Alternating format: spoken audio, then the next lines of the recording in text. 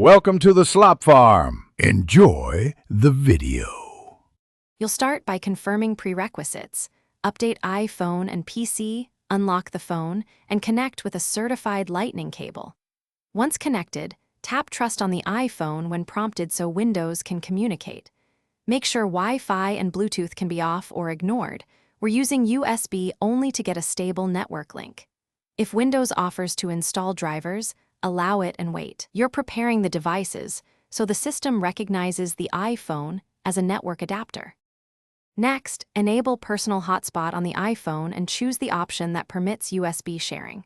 You do this because the USB tether exposes the phone as an Ethernet-like interface to Windows.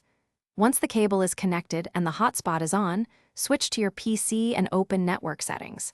You should see an adapter named Apple Mobile Device Ethernet or iPhone. If it's listed, Windows will obtain an IP automatically. If DHCP fails, set a manual IP in the same subnet to restore connectivity quickly. To finish, load a web page to confirm the connection. You're done if browsing works. If not, first toggle the hotspot off and on, then reconnect the cable and restart the PC's network adapter.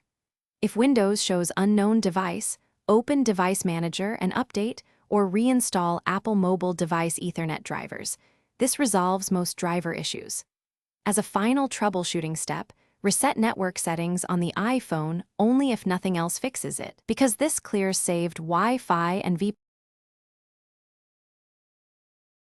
Thanks for watching. Consider subscribing if we helped you today.